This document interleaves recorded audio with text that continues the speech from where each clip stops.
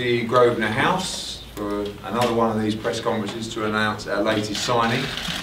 This one gives me a lot of pleasure. It's someone who I believe is one of Britain's great fighters, and we're looking forward to signing him, bringing him on to Sky Sports and making a big debut for us on May the 11th. I'd like you to give a warm welcome to the current WBO lightweight champion, Ricky Burns.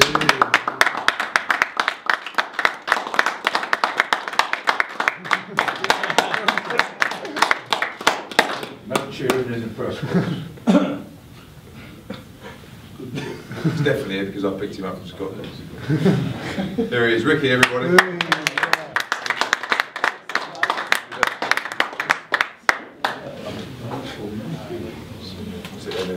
Billy, you sit.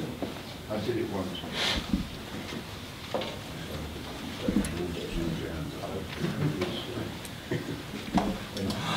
Billy Nelson, trainer of course as well. This marks a very, very important time for us. Like I said, Ricky, current WBO lightweight champion, two-weight world champion. But also delighted to announce that Ricky will make his next fight on May the 11th up in Scotland, a venue and opponent to be announced very soon. And really that leads the way for us for Ricky's future, Scotland. We've seen the huge fights that he's had up there, obviously with Kevin Mitchell, Moses, and just being up there recently leads me to believe how huge the following is for Ricky Burns in Scotland. So our plan is to build him in Scotland and keep doing so, and that starts on May the 11th. All kinds of opponents will be thrown out there, and obviously people will talk about Adrian Broner and stuff like that, and that's actually one of the first things he said to me, was that that's a fight that he certainly wants, and that's a fight that I think we can build to and lead to. But for now, it's all about getting Ricky Burns active, getting him fighting in huge fights in Scotland and taking him forward to those big unification fights that we all talk about. So what I'm going to do is I'm going to actually open to the floor to ask some questions first to all of us. I want to stress that this is not about the past. I know some of you will want to talk about that, and we'll answer that where we can. Obviously it's a sensitive issue, you know, but for now it's about the future, and that's where I want to try and lead off. I appreciate, you know, the questions will be asked, and like I said, we'll answer where we can, so open to the floor. Well, obviously the first question is, what's the contractual arrangement that you have with Ricky, and does it interfere with his current contractual arrangement? There is no contract. Ricky's contract was terminated last week with Frank Warren. We've actually got copies of that letters here today. If Ricky wishes to pass that to you, that's not a problem. Obviously we've taken advice on it. We're very comfortable, Ricky's very comfortable. You know, any fighter can terminate a contract due to his perception or of material breaches. If there's a problem with that, and you know, Mr. Warren believes there hasn't been breaches in the contract, no doubt that will be discussed in the court of law. But from our position and Ricky's position, and having seen the contents of that letter, we're all very, very comfortable with that position. So I don't believe we'll have a problem with that at all. Are you taking the WBO belt forward? How does the situation continue with Ricky as WBO champion? Are the WBO involved in any way? No, Ricky's WBO champion will be defending that title on May the 11th. I mean, like I said, Ricky's terminated his agreement and will move forward as his new promoters. We'll be writing to the WBO today to inform them that we'll be promoting his fight on May the 11th in Scotland and defending that WBO title. You know, it's exciting for us to be working with the WBO again. We were part of the formation many, many moons ago, so I'm excited to work with Paco again, and I've already been in touch with him about other fights in the last few weeks anyway, so they'll be getting a letter today and informed about May the 11th defence. And who are the opponents in the frame for that day? Well, that's really down to the team. Alex, who's in Scotland today, and Billy, of course, and obviously Ricky. You know, Vasquez is obviously a fight that could potentially happen in the future. That's not necessarily on the immediate radar list. I'm no doubt we'll get conversations with their team.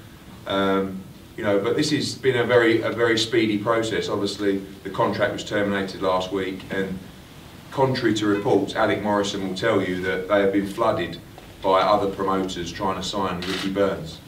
He's got all the correspondence from those. Some have denied it, some haven't, but you know, we're delighted to win that race, and we'll look at opponents over the coming days. We'll be in Scotland on Thursday to look at 2 potential arenas there. One is the SECC and the other one is the new velodrome that they're built for the Commonwealth Games. So, you know, they're both potential venue options. But as far as the opponent's concerned, one thing that Ricky said to me was he wants the big fights. You know, he wants a big test.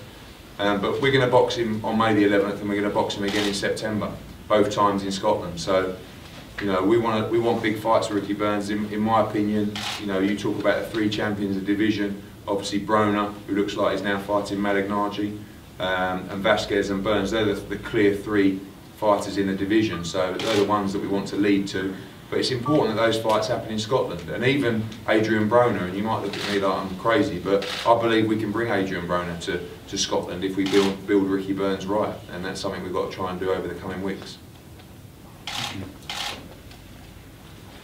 Ricky, you're going to be delighted that you talk about action in the ring rather than action outside. And do you know, I'm just really excited about what the future holds now. Obviously, the things we've been speaking about, especially obviously the big fights, bringing the big shows back to Scotland again. Everybody knows that the support I get up there is great. So again, just looking forward to getting back in the ring. As I say, that's my job. That's what I love to do best. How many is the new velodrome going to hold the boxing given? We think we can get close to 10,000 in there. It's a fantastic. Is that the same size as the other indoor window? I'd say it was a little bit bigger than the SECC, yeah. It's a different kind of setup there. Yeah. And logistically it needs a little bit of work. Is that big enough for a Broner fight? No, not necessarily. It depends when. I don't envisage the Broner fight happening, obviously, in May. And you don't know what he's going to do. If he fights Malignaggi for the welterweight title, which I expect him to make at 143 or some kind of catch weight, he may never come back.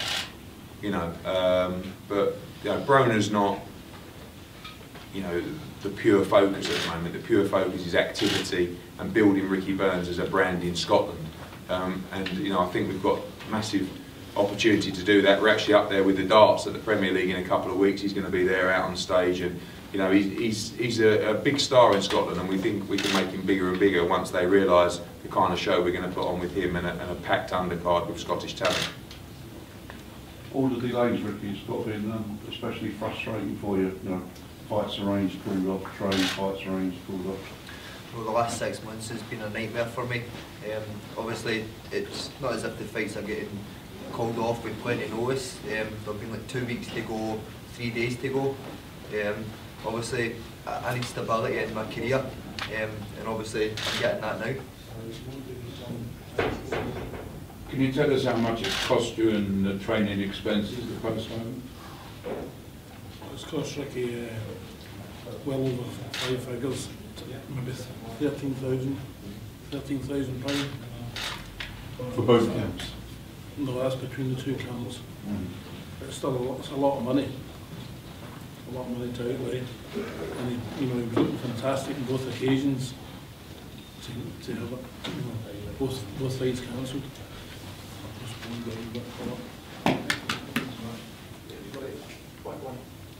Ricky, Frank Warren said last week he's always liked you and enjoyed a good relationship with you. Is that a mutual feeling between the two of you?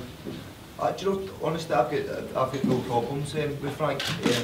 Frank's done a great job with my career up till now.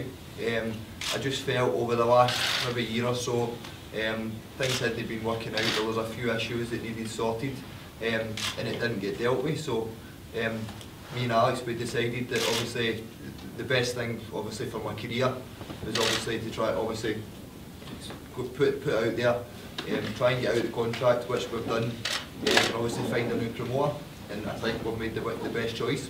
What were those issues, Ricky? Were they the right fights? Or?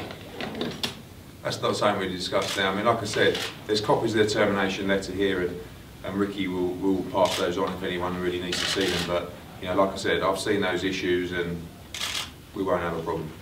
What about Frank Warren's claim that he was your joint manager as well? Again, going back to that, we spoke with Robert Smith at the end of last week. The official registered manager with the British Boxing Board of Control is Alex Morrison. No issues on that. Co-managers is not something that exists at the present time of the board, and I think the last time Frank Warren was listed with the board as Ricky Burns' registered manager was 2010. So again, you know, these contracts can be terminated if there's a perceived breach in the contract, and manager, promoter, it's irrelevant. I think the board have got some issues to deal with regarding the situation in general, which I think will be heard this week, but we're very comfortable. Ricky, talk about boxing rather than the politics, but when are you going to go back into training again? Well, obviously, up until last week, we were in full sparring. We'd already done 6 weeks, so I was ready to fight. I took a few days off last week, but as far as obviously we've got a date now, obviously we're still waiting on the opponent, but I start full training tomorrow.